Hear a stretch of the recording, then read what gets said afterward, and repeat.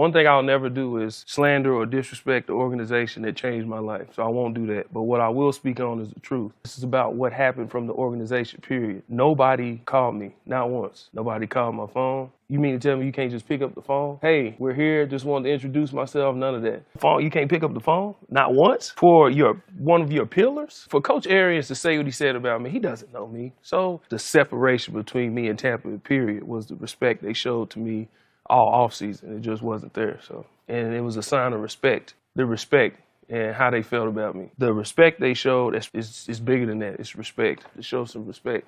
And I didn't feel like they showed me the respect I deserved. I earned that respect. For the respect I received after doing that, they showed none. The media slandering me when you let a player of my caliber go have been one of the staples in this organization since I've been there. 6 Pro Bowls, All-Pro, 4 times.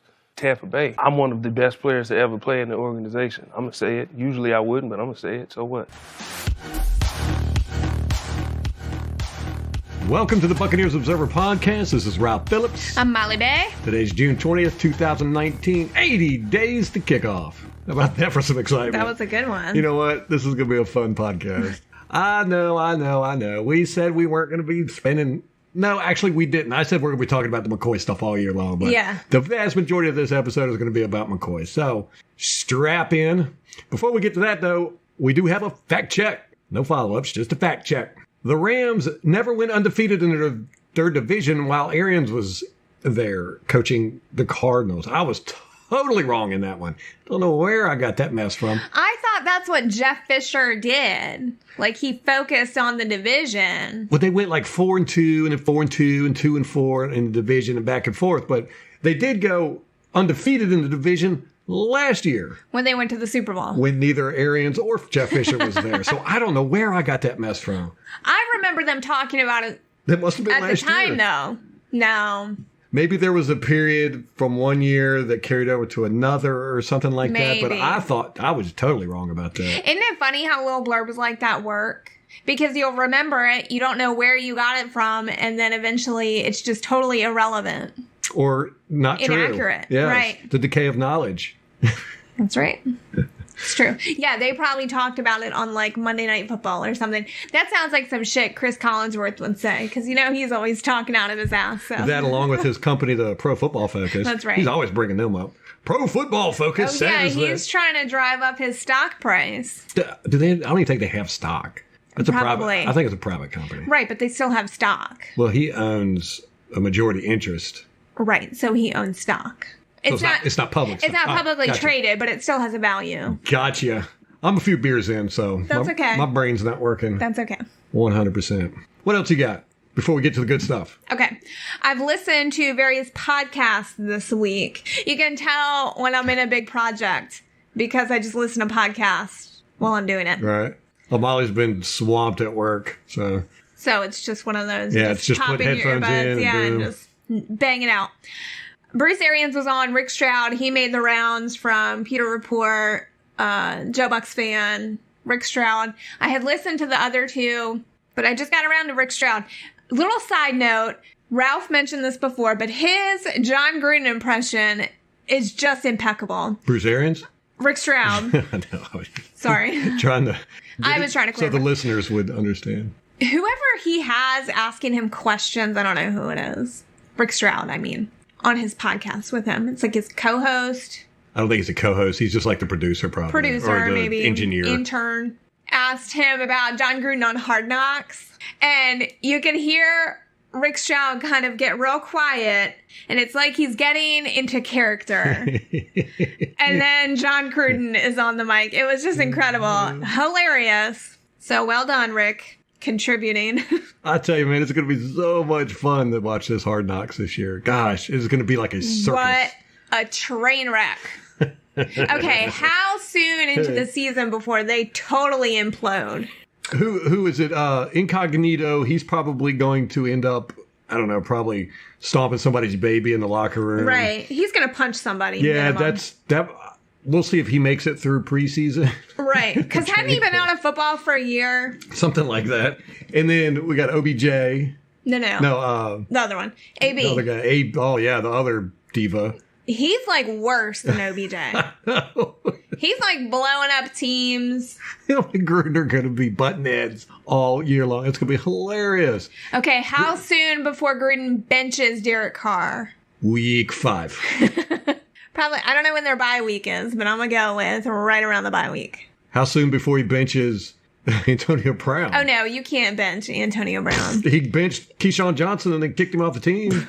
Maybe I underestimate his arrogance. Highly. I think everybody underestimates his arrogance. In any case, off that Jon Gruden tangent, just a couple blurbs I got from BA. Our competent, cool, collected head coach, the antithesis of Jon Gruden. Rick Stroud asked him, what type of team do you want? Like, what are you going to use to describe a team, your team?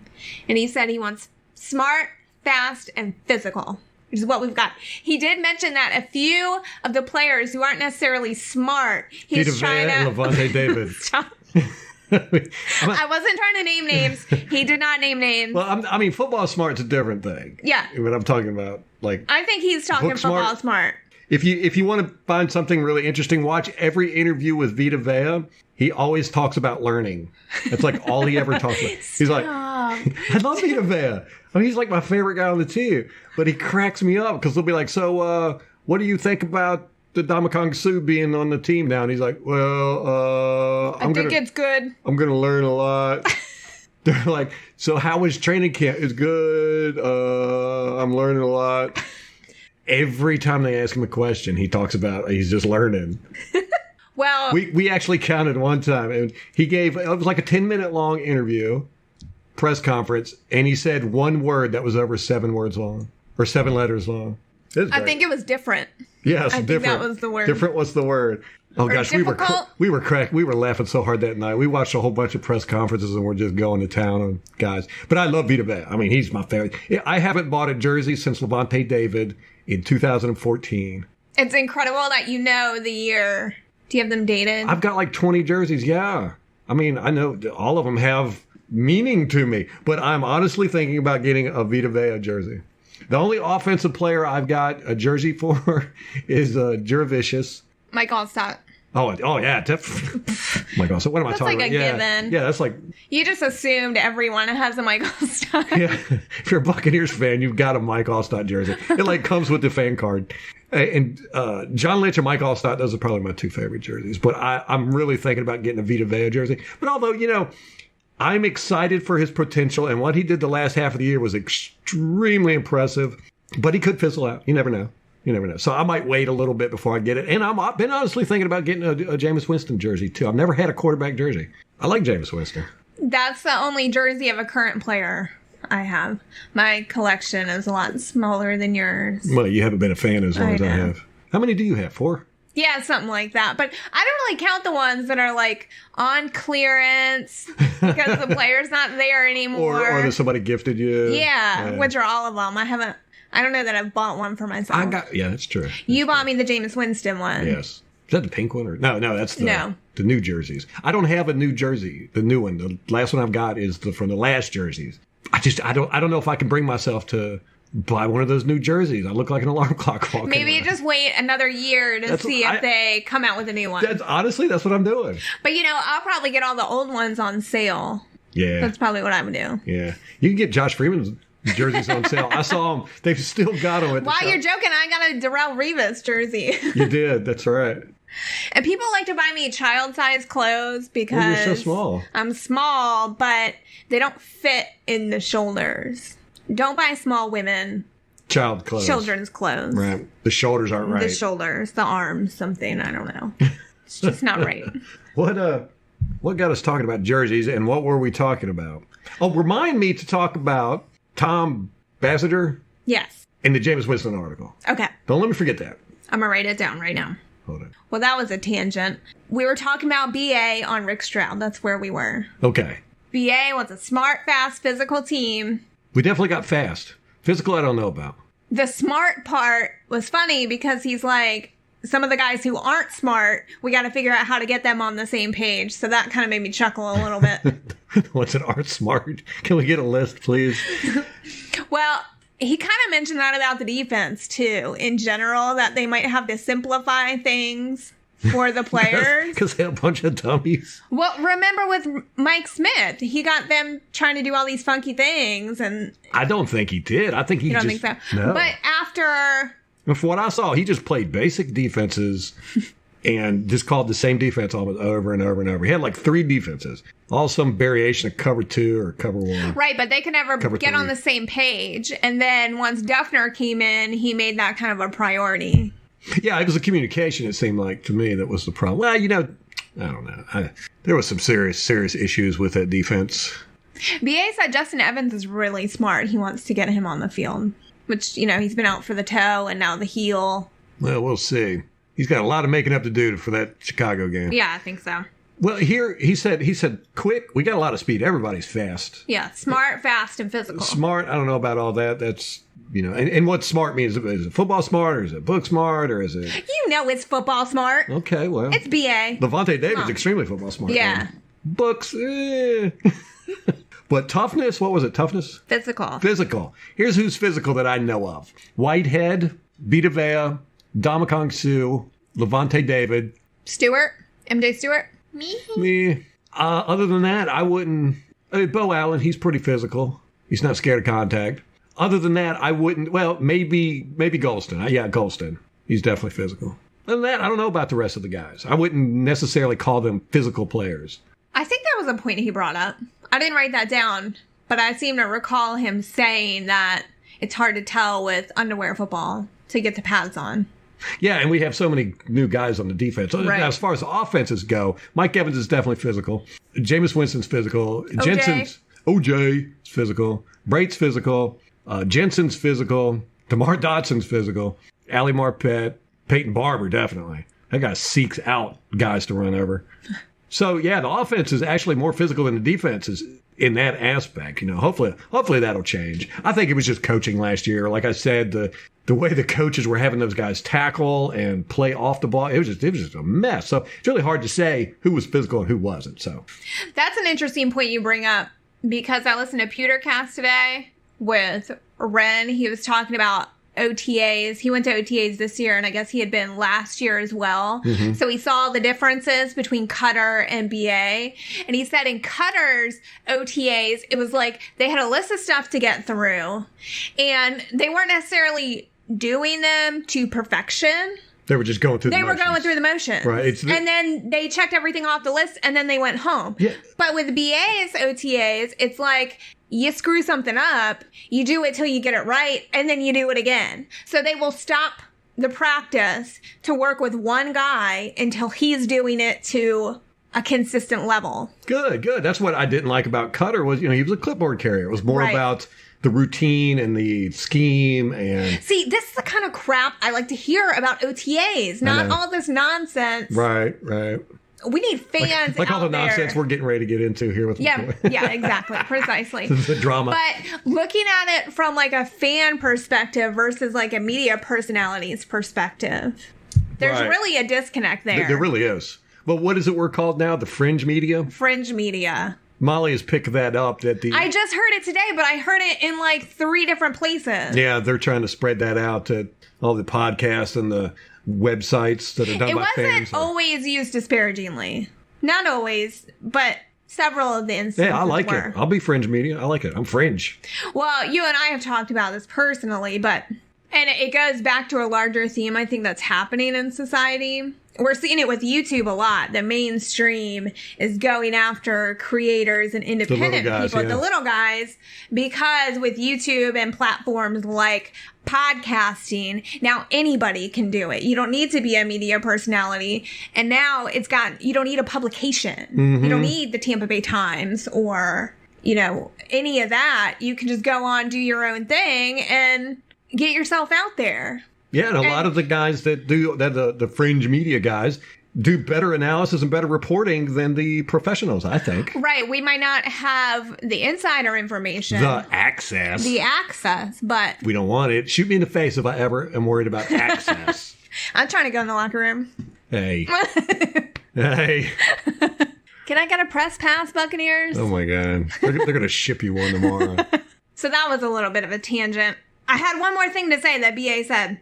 The secondary, they all have something to work on. He said some of them, when they're in off coverage, have a tendency to look at the backfield and not move their feet. So, we've been hearing all this stuff from OTAs about how great the secondary is doing and all this. And he's saying, they got a couple things to work on. Mm-hmm. So he's saying that they're watching the quarterback and the ball and not moving their feet. Yeah, they look at the backfield, not move their feet. Well, that's got to be better than turning around and watching the receiver the whole play, like we did last year. Go back and watch the film, man. Our guys never turn their head to the ball. Weird coaching. Weird coaching. It's a new era. New era. All right, let's move on to something else. There was an article by Tom Bassinger today in the Tampa Bay Times where he basically just crapped all over Jameis Winston. It was the Betteridge's Law of headlines. Mm-hmm. Did you notice that? It Yep. was a question. What was the question? Something about if you expect do you expect Winston to be better this year or something? With interceptions? Yeah. Okay, I found it. It's fewer Jameis Winston interceptions in 2019. Question mark. Don't count on it. Right. And he just goes on and craps all over Jameis Winston, and he talks about... He uses this adjusted interception rate, which is some kind of voodoo math. Yeah, he even calls to make voodoo it math. Yeah, to make it look, the interceptions look worse. So they call it actual interception total. Mm-hmm. Oh, no, adjusted interceptions. So they add passes defenders drop, then subtract interceptions that were tipped by the receivers to defenders, as well as interceptions that were late game desperations throw. And then they call it adjusted interception. Right. Well, here's what I got to say about Thomas Bassinger. And he went on to claim that Jameis Winston throws a lot of interceptions. And Yeah, it's he just calls get him worse. an interception machine in the first sentence. Right. Well, I talked about this in a podcast 77, when I was talking about Jameis Winston's franchise records. And I brought up that Jameis Winston has a 3% interception rate. That's a heck of a lot lower than I thought it was. But if Thomas Bassinger thinks that Jameis Winston's interception rate makes him an interception machine, then he has to say that Vinny Testaverde, Steve DeBerg, Josh McCown, Steve Young, Trent Dilfer, Doug Williams, Steve Spurrier, Brian Greasy, Ryan Fitzpatrick, Josh Freeman, and Sean King are all worse than Jameis Winston. That those guys had a worse interception ratio than Jameis Winston. Jameis Winston throws less interceptions than all of those guys. The only guys that he doesn't throw more interceptions than is Byron Leftwich, Brad Johnson, Jeff Garcia, and Mike Glennon. So Thomas Bassinger can kiss my butt, because what he's trying to do here is just make Jameis Winston look like crap. Yeah. And this is going to be a good segue into the McCoy stuff. Him and Rick Stroud have been licking McCoy's boots, not only for the past 9 years, but now they're doing it now that he is one of the enemies. And they're trashing Jameis Winston. They're trashing the organization. They're writing all these articles about, how the Tampa Bay is shady for trying to get money from the BP spill. And they didn't treat Gerald McCoy right. And Jameis Winston's a horrible quarterback because he throws too many interceptions and other things I'm sure that I can't recall right now. But you know what? Thomas Bassinger, kiss my butt. Jameis Winston is a good quarterback. And here's the thing. Yes, he does throw. He brought up that Jameis Winston threw more interceptions than Blake Bortles or some crap like that in the article, just try to show. Yeah, Jameis Winston also had to throw the ball more than just about any quarterback in the league because our defense couldn't keep the other team from scoring. Now, look, we all know Jameis Winston makes some boneheaded decisions. It goes with the territory. It's Jameis Winston. But he also does some great plays. Things have been messed up with this team for a long time. I'm not going to blame Jameis Winston. I think he needs to be more of a leader, blah, blah, blah. But to come just stop crapping on the team, Thomas Bassinger. You like Gerald McCoy so much, go to North Carolina. Go report for the Charlotte Observer. Or Charlottesville Observer. What is it? Charlotte Observer. Yeah, go report with them guys. You can crap on their team for a while. That's if they stay there. They might not be there for anymore. They're probably going to end up moving. Speaking of which, let's get to the meat of this podcast. It's what you've all been waiting for. You knew it was coming. You knew it was coming. If you've been living under a rock, we got some news for you. Gerald McCoy did a media interview. He got out of his comfort zone and talked to the media for a change. That's being funny because the guy has never met a microphone he doesn't like. He was on Fox Sports 1's Undisputed June 19th with Shannon Sharp and Skip Bayless. And boy, was it a doozy. Basically confirmed everything I've been saying about the man for 9 years, but he talked about the Panthers for 1 minute and 30 seconds. The interview was a little over 11 minutes long. The rest of the time, he basically cried about the Buccaneers, whined about them. How wrong they did him. How they disrespected him because he was a pillar, because he was one of the best Buccaneer players that has ever lived and played the field, donned the cape. That's where he lost a lot of people. A lot. Well, his humble bragging has worked for him for 9 years. Is it really humble bragging? Oh, no, he came out and just dropped the whole humble part. Let's take a listen to what Gerald McCoy has to say. Organizations have to do what they have to do when you let a player of my caliber go. So I understand that. But as far as giving away my number, in the history of the Bucs, they have a ring of honor. Right. And all the greatest players in the organization usually get their numbers retired. Right. And when Sapp left, which Sapp is one of a kind, but John Lynch, Brooksy, all these guys left. Leroy He started Selman, it. Rondé Barber. When all these guys left, and nobody wore the number. They didn't give the number away. And it was a sign of respect. Well, 6 Pro Bowls, All-Pro 4 times.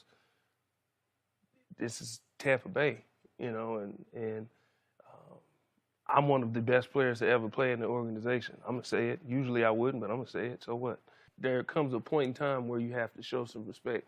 And I didn't feel like they showed me the respect I deserved, that I earned. It's not about, I'm not saying you give me respect for something I didn't earn. I earned that respect. Tampa hasn't been a winning team, and we all know it's hard. It's hard to be considered a Pro Bowl, All-Pro person on a losing team. Right. And I did it 6 years straight. That's hard to do. 6 Pro Bowls. All-Pro 4 times. All-Pro 4 times. That's 4 times the media has voted him awesome. That's great for Gerald McCoy, but what did that do for the Buccaneers? They get to say Gerald McCoy went to the Pro Bowl 6 times and was voted 4 times by the media that he's awesome. The team gets to say that.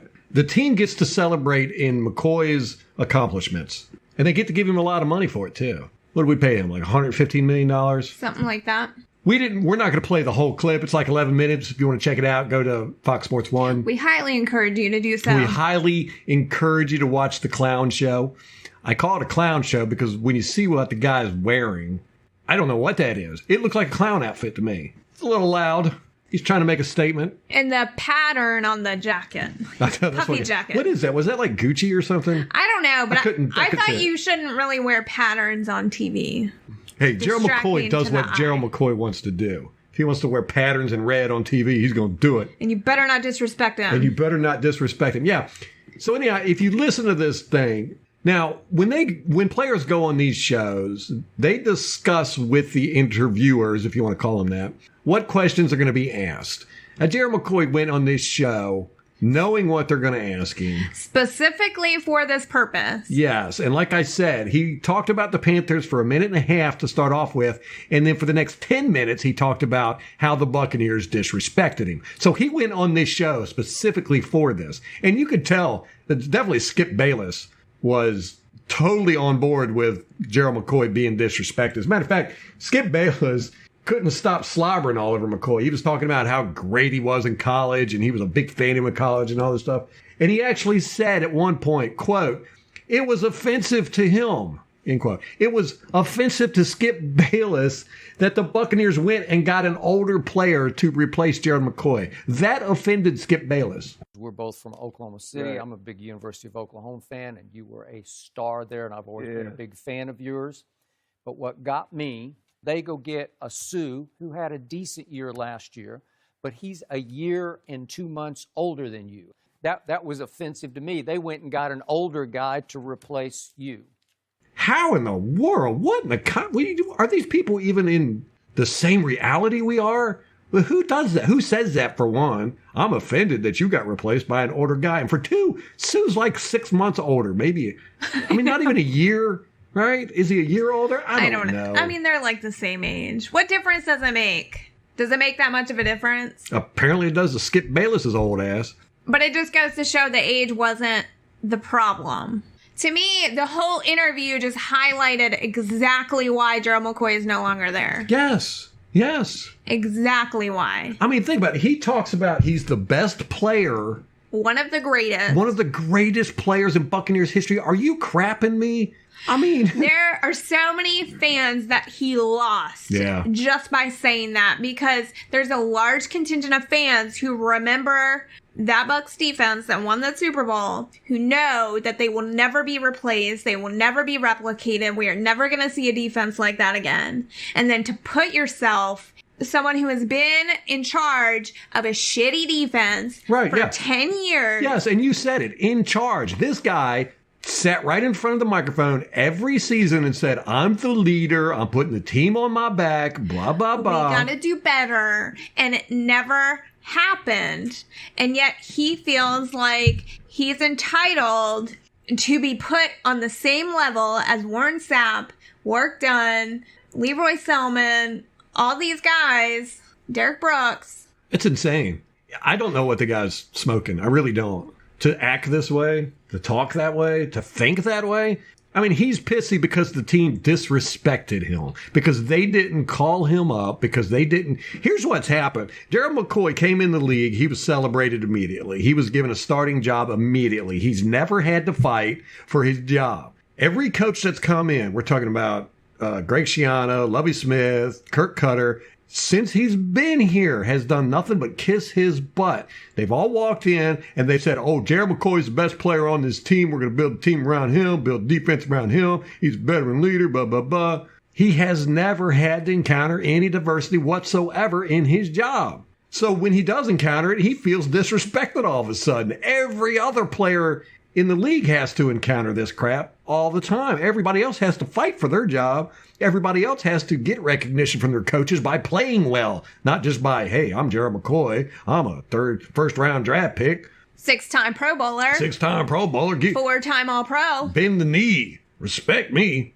He said nobody ever called him from the coaching staff. But you know, and me and you both talked about this the day it happened. Gerald McCoy was in the building when Bruce Arians came into One Buck Place for the first time. And of course, it was a big to-do when BA got there in the lobby at One Buck Place. There's, a huge welcoming party. They bring him in. They got cameras following him around. The Bucs media team, they published photos of BA taking the tour through the facility. And who just happens to be there right where the cameras are? Gerald McCoy. Gerald McCoy. And of course, there's that footage of him and BA, shaking hands, or I think Gerald said something to him like, let's get to work, or something like that. Mm-hmm. And it sounded like from Gerald's interview that was really the only interaction that they had. He said no one from the defensive staff ever called him, not Todd Bowles, not his defensive line coach. He never heard from anybody. It was just radio silence. No, I'm telling you, I think from the day, I think that it was part of Bruce Arians being hired. They said, you have to fire Gerald McCoy, or Bruce Arians said, I want to fire Gerald McCoy. I want to cut him. I think he wants a new culture in there, and Gerald McCoy, as he says, was a pillar. And that's a pillar of a crappy defense. So if you want to get rid of a crappy defense, get rid of that pillar. I don't understand how this is so difficult. It's not. The media has created. They're intentionally obtuse. They're being intentionally obtuse. They're saying, oh, but he's a 6-time Pro Bowler and he's all pro 4 times. And one guy can't change a defense. So you can't hold him responsible for what's happened. He's been phenomenal. It's the rest of the team in the organization, and Gerald McCoy is amazing. And anyone that thinks otherwise is a troll. Or what's the new term? Fringe media. Fringe media, yes. Well, Gerald McCoy ran out of excuses. He's had excuses his whole career, and the media has been Gerald McCoy's bitch. Oh, yeah. Rick Stroud tweeted today the exact number of each position coach that he has encountered. So, 4 defensive coordinators, this many defensive line coach, 13 assistants. He had the exact numbers. So why doesn't that count for everybody else on the team? Right. Why isn't that an excuse for everybody else on the team? I remember when it first started, it was Gerald McCoy was injured. Oh, okay, but that's okay. It's the way he's tackling. So if he gets his tackling, blah, blah, blah. And then it was, he doesn't have the players around him. And he's taking all the double teams. Right. That one is just always driven me crazy. Where are they getting that from? You know where they're getting that from? They're getting it from Gerald McCoy. If you go back and look, it was Gerald McCoy that started saying that. And then the media was like, oh, hey, that's a good point. Gerald McCoy, show me where he gets double teamed more than anybody else. I want to see the stats. I want to see the film footage. I want to see where it is that he gets double teamed more than anybody else. He doesn't. But that was one of the excuses. But then last year, all of his excuses were done because we got JPP, we got Carl Nassib, we got Vita Vea. We spent more on our defensive line than anybody else in the league. No longer could Gerald McCoy use the excuse that he didn't have players around him. And what happened? Crap defense. One of the worst we fielded. Because he was a pillar. Take it on yourself, man. He talks about in this interview, he said that he went to Carolina because his reason didn't make any sense, but he said, I went to Carolina because New Orleans has won the division 3 years in a row. Who leads New Orleans? It's Drew Brees. Drew Brees has a high-powered offense. How do you stop a high-powered offense? You stop it with a high-powered defense. That's why he went to Carolina. I'm like, dude, did you not know that when you were at the Buccaneers? That's how you stop Drew Brees, with a high-powered defense? Aren't you the leader of the defense? You couldn't stop Drew Brees? No, as a matter of fact, you couldn't even sack Drew Brees. You haven't touched him since 2015. So don't go to another team and start crying about, how they disrespected you. No, they cut you, but you know why? Because you weren't getting the job done. Simple as that. You weren't getting the job done, one, on the field. You weren't getting the job, two, in the locker room. Where you were getting the job done was for your own self-promotion, as we see here. And the whole interview is that, just self-promotion. He spends so little time talking about the Panthers. He talks about the Bucs insofar as they've done him wrong. Oh, yeah. How they've affected him. And then he talks about being vegan. It actually took him, this was surprising to me, it took him 10 minutes and 24 seconds before he brought up the fact that he was a vegan. And thank God Shannon Sharp brought that up. He said, yeah, I know. Oh, yeah. Okay. You did it in mini camp. How are you going to do in training camp? Have you done that during the season? Let me know how that works for you. And I'm worried about Donovan Smith. He's on this same diet, apparently. I don't think Donovan's going to make it that long. I hope he doesn't. That boy likes food. You can look at him and tell. Give him some cheeseburgers, some ho-hos, whatever he wants. No, that's the Rojo diet. That's not going to cut it either. I don't care what it takes, man. Get him to follow through with his blocks and play to the whistle. He could eat marshmallows for lunch, breakfast, and dinner. I don't care. McCoy goes on and he talks about how Tampa has not been a winning team and it's hard to get to the Pro Bowl or the All-Pro on a losing team. He said, I did it 6 years straight. That is hard to do. I mean, just what? Where? I mean, okay. We don't care about your Pro Bowls, dude. No. What did you do for the Buccaneers?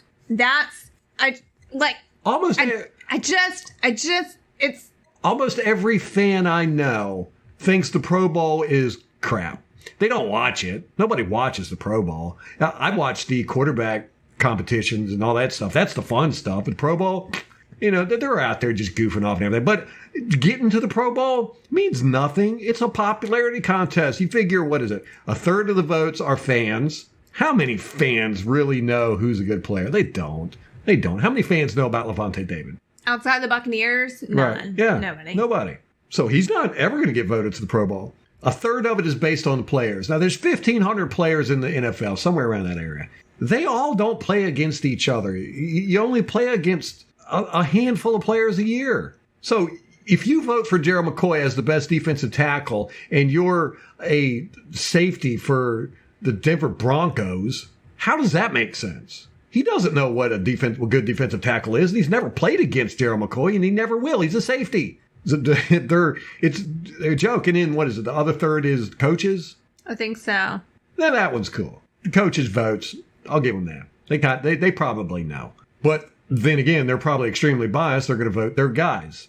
And then again, they're not watching tape on players that they're not playing. So unless you're playing Gerald McCoy that year, you're not going to watch tape on Gerald McCoy because trust me, watching tape takes a long, long time. And you're not going to just start watching tape on guys that you're not going to be playing against just for the hell of it. So the Pro Bowl is a joke. It's a joke. It's a popularity contest. I don't know why we even need to explain this to these people. I don't know. We don't. It's the media we have to explain That's it to. what I'm saying. Everybody listening to this podcast knows the Pro Bowl. It's like going to the prom.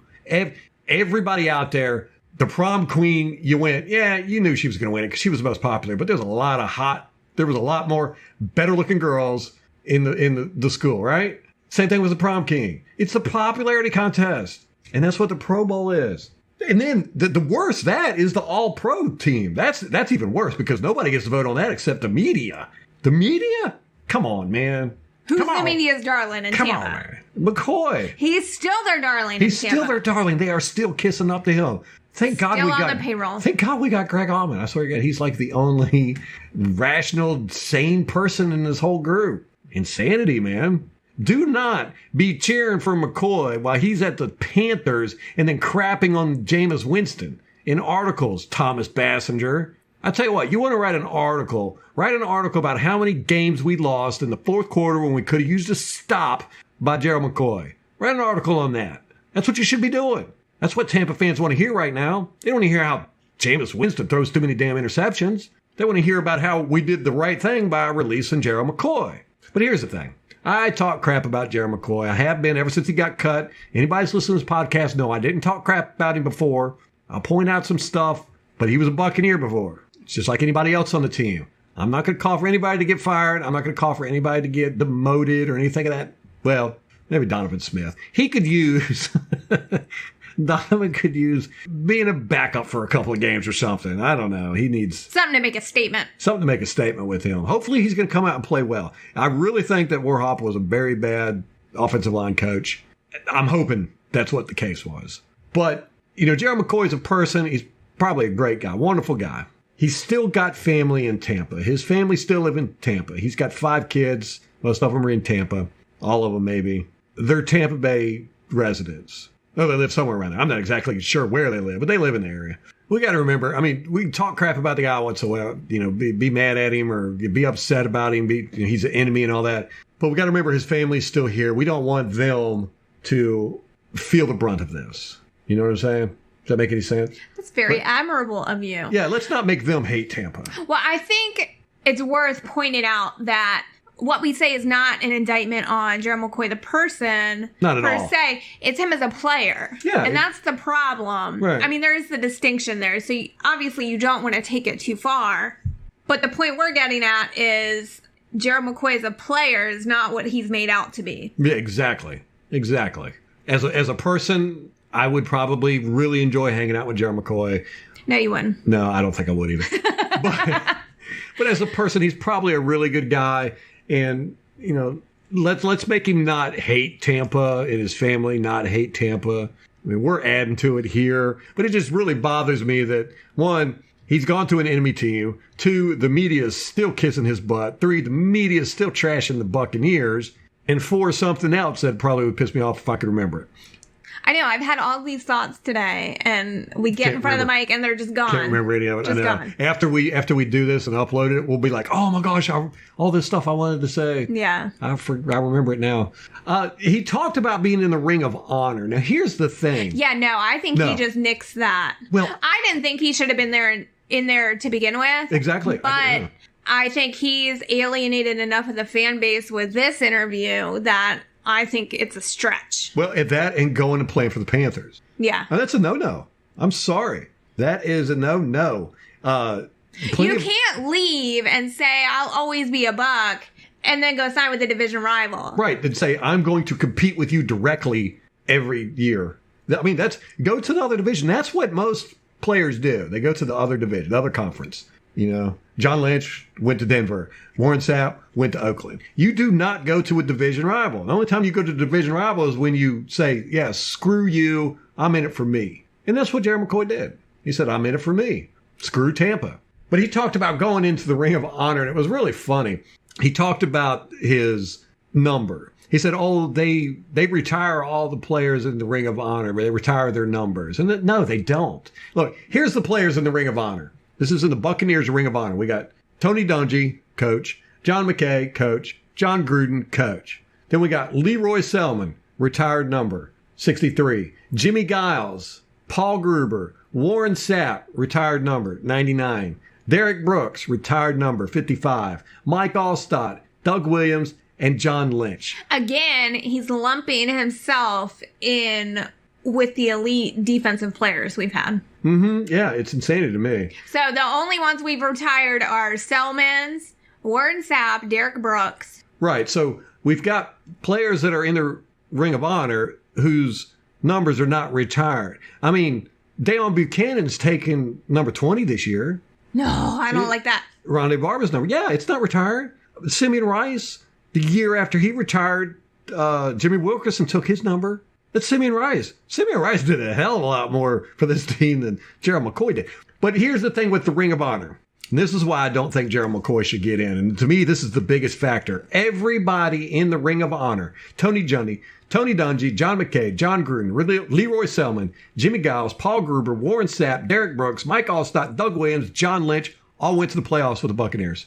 There's not a single person in the Ring of Honor that did not go to the playoffs with the Buccaneers. I don't think you could put Gerald McCoy in there.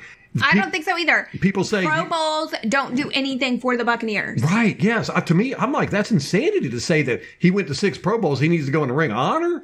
And I'm not even He's that got a impressed. Ring of Honor house he could put himself in. I'm not even that impressed with his sack numbers. You've been in the league for 9 years. Of course, you should have 54 and a half sacks. And he plays 80 to 90% of the snaps. I mean, it's not like he's, going every time he goes out there, he's getting a sack. And he's getting a sack every 100 and some snaps. I'm glad you brought up the point about the number, because that seemed to be his biggest gripe, which I think Jenna Lane felt a little vindicated at that point. That was hilarious to me. But I only heard this when we listened to it a second time.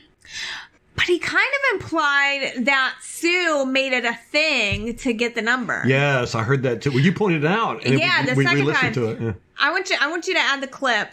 Them giving the number away, that's their prerogative. But the respect they showed, especially, it'd be different if it was a guy who came in, he signed 4 or 5 years. This is a 1-year deal.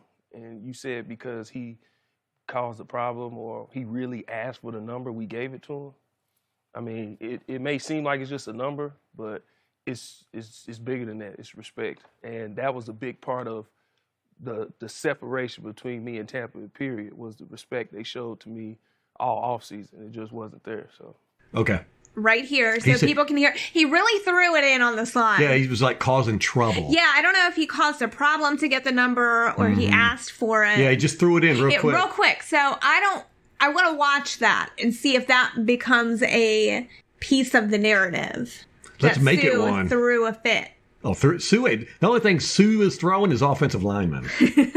Sue ain't throwing a fit. That's Gerald McCoy's realm right there. He ain't stomping his feet. He mentioned that the coaches were calling other people, but they didn't call him. So he knew that they were calling everybody else. Mm-hmm. Hey, that reminds me, Joe Bucks fan had an article the other day, which I didn't hear this in the Fox Sports 1 interview, but they said it was in there, I think, that McCoy and Jameis Winston have been talking on the phone, like almost daily or something. I don't know. Yeah, I don't like that. No, That's a really good way to poison Jameis Winston. Yeah, well, McCoy said in the interview, he said, it's time for Jameis Winston to mature and grow up. He said about himself, he said, I think I laid a big enough foundation for him now. He just makes everything about him. Yeah. We've droned on about this for a while. I have 2 more points to make, and then we can wrap it up. Well, this is going to be going on all year. Oh, yeah. I hate to say it. I know if you're a McCoy fan or if you're just sick and tired of hearing McCoy, the McCoy and Sue battle is going to be going on all year. It's going to be in the national media for, whatever. The Buccaneers can get national media attention. But McCoy can't seem to keep the Buccaneers' name out of his mouth. He's salty. He sought this interview out. Yep. He sought these questions out. He sought the questions out. He wanted to get his side of the story out there. Right, which we got to remember. This is his side of the story. It's only half. Which I think is funny because you could tell all offseason he was just itching to get out there and be able to say something. It was killing him to be off of social media. Oh, my gosh. and to get radio silence from the organization. This is going to be so great, man. Week 2 is going to be one of the most awesome games the Buccaneers have had in the past decade easily. Hell, maybe the past 15 years. I think BA is playing his mental game with McCoy. I think he has been the entire time. Mm-hmm. And this is just an extension of this. He's not going to acknowledge it. He's not going to talk about it. He's not going to say anything about it. No. Shannon Sharpe led McCoy into he said, McCoy said this. Bruce Arians doesn't know me. He said this a few minutes before Shannon Sharpe said, now, Jason Light knows you, but BA doesn't. So who do you think it is? Like, where did this come from? Yes. So McCoy's implying that it's BA, I thought. That's what I got out of it. You could just as easily he's blaming Light. Mm-hmm. Or Light's even more responsible because he knows McCoy. Could go either way, but I think that he's trying to pin it on BA just because of Shannon Sharpe's questioning. Interesting. Man, I can't wait to see what BA's got lined up for all this mess. Oh, yeah. He is I think he's just going to pancake McCoy. Like, he got under his skin clearly. Yeah. Well, McCoy's only going to be playing probably third downs with Carolina. He'll be in spottily. Like I said, he's only going to get probably less than 50% of the snaps easily. I'm thinking somewhere around 35, 40% of the snaps, defensive snaps. And he's going to be in the third downs passing situations. BA is going to have these offensive linemen keying in on Gerald McCoy to just pancake him. You know how to beat him. Yes. He's too easy to beat. Yeah. When you know how to beat him, it's real easy to beat him. And they're just going to... Well, we know Ali Marpet can whoop McCoy's butt. We heard that for years in training camp, that Ali Marpet was just throwing McCoy all around. And then this Wardford... He's an unknown. We know Jensen can probably do it too. Jensen's a tough guy. McCoy's not a tough guy. Jensen will probably kick him a couple times in the chin strap or something. I don't think he's going to get to Winston at all. But I think that BA is going to have some stuff in place to mess with Gerald McCoy. Yeah, I think so too. But I also wouldn't put it past Riverboat Ron to try something with McCoy. Something special. Yeah. That's going to be a good battle of the minds between Riverboat Ron and... Oh, BA's got him all day. He does. He really does. I'm sorry. Yeah, I think the only coach in our division that's even close to BA's level of psychological warfare or sportsmanship is... Blue Steel, Sean Payton. Idiot Sean Payton. Fucking jerk off. I heard he divorced his wife and then went down to the Bahamas and was like partying and hanging out with young girls and stuff. Was this recently? No, I think a couple years ago. It was probably just a comment. Well, you're the one that loves to point out how stupid Drew Brees is for buying that, $15 million jewelry set? 2 pieces of jewelry he spent $15 million on because the jeweler told him they would appreciate in value. Now, jewelry never appreciates in value. Oh, my God. I mean, you can spend like $3,000 on a diamond ring. You're never going to resell it. You might be able to pawn it for like $150. Right. Yeah, jewelry is not an investment. I don't buy real jewelry because I'm like, I'm going to lose it for one. And for two, I would never get my money back on that. I don't buy you real jewelry because, one, I'm cheap. And two, I know you'll lose it. You know I'll lose it. So Drew Brees spends, how much was it, $15 million? $15 million. $15 million. And then sues the jeweler. Because they weren't worth 50 or because they didn't appreciate a value or something stupid. I think because he couldn't get insurance on them or something. Like, you have to get it appraised to get insurance on it, and I think they didn't appraise for as much as... So he got scammed. Yeah. One, and two, he bought $15 million worth of jewelry. Right. God, what an idiot. I'm serious, what an idiot. If he didn't have football, he'd probably be, I don't know. Don't offend anybody here. I was getting ready to say like a street sweeper, but I did street sweeping, and I actually quit the job because President Clinton got on TV, and he said, everybody from the president to the lowly street sweepers. And I loved that job. It was a great job. Great guys I was working with. It was a great... And it just hit me. I was like, wow. I mean, this was in my early 20s. I was like, whoa. I'm looked down upon in society. I'm like the bottom of the...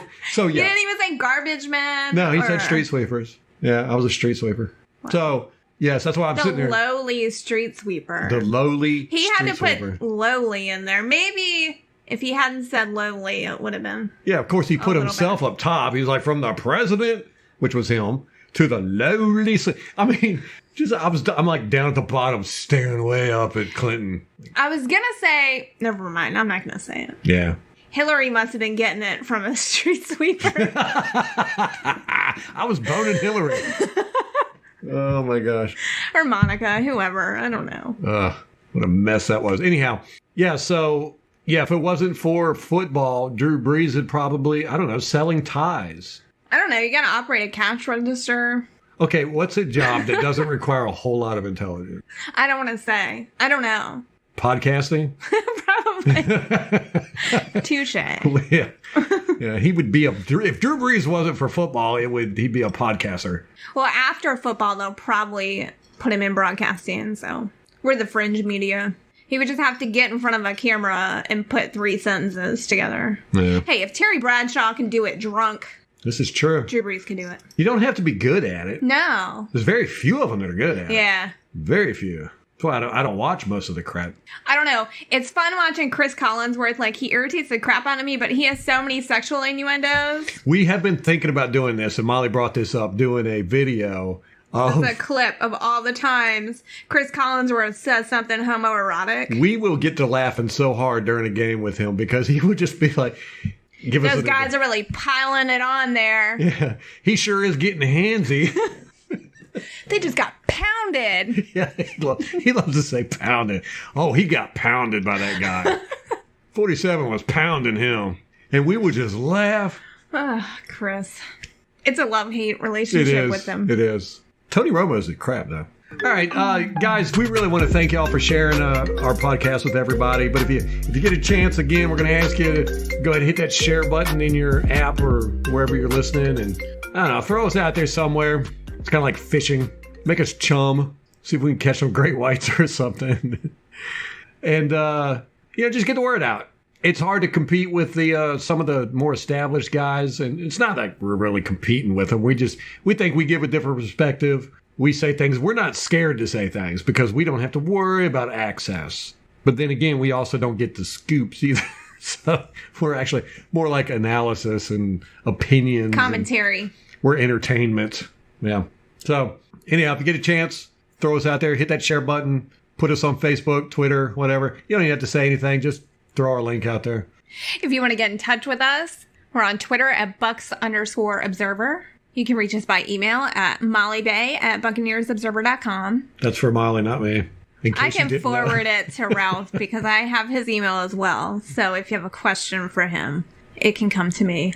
Or Which reminds me, hold on, that reminds me, if you sent an email in the past couple of days, let me know, because past couple of days we've had some trouble with our email accounts. We haven't been getting anything, and things have been bouncing back apparently. So if you have been emailing us the past few days, resend it or let me know that you sent one. Anyway, go ahead. Sorry about that.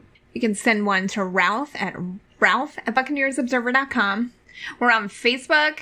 I don't know the link. I don't know. Just search for us. Yeah, Buccaneers Observer. Looking for it. Also on YouTube. Yes, we'll be having some more content on there. Yeah, we got a lot of stuff lined up, but we say this all the time. We say we're going to do stuff, and then it happens. It doesn't happen. But we're really excited about getting the YouTube going. Hopefully, you'll be able to see our pretty faces. Is what we plan on doing. But Facebook, we really plan on doing a lot with as well. Although I'm not a fan of Facebook. Molly is. Molly's on Facebook all the time. Me, I check it once a month, maybe. So it's me on Facebook. Yeah, that's Molly's domain, which she does most of the Twitter stuff too. So all those witty comments. That's me. So speaking of Twitter, I'm the funny one. We do. I'm the jerk. She's the funny one. That's what I got out of that. You know what? No one called you a jerk. You called yourself a jerk. That's what is it? I'm being sensitive. No, what is it? I'm being self-conscious. Yes, I don't even know the word. I am neither sensitive nor self-conscious. If it's funny on Twitter, it's probably from me. No, that's a lie. Yeah, it's true. I don't even try to be funny. You're the one that tries to be funny all the time. I do. And then sometimes I worry it just goes over people, or, it's not. You were getting ready to say go over their head? Not go over their heads, but it totally misses. Oh, yeah. It's hard to make things understandable in But, I will crush it with a GIF. That's like my superpower. We're going to put you in the charge of GIFs. You're CEO of GIFing. Okay, I got you. Do I get a bonus? We've talked about this. We need to be more active on Twitter and all that good stuff because we really enjoy doing this. But, life gets in the way. It's not an excuse, but Twitter, Facebook, YouTube, podcast, the website. There's so much that we end up doing nothing. I know. We do have lives, kind of. Kids and jobs and house, cars, family. Let's get rid of 4 of those. Okay. And then it's like Buccaneers all the time. Right. Get rid of family and substitute Buccaneers. All right. They'll be our new family.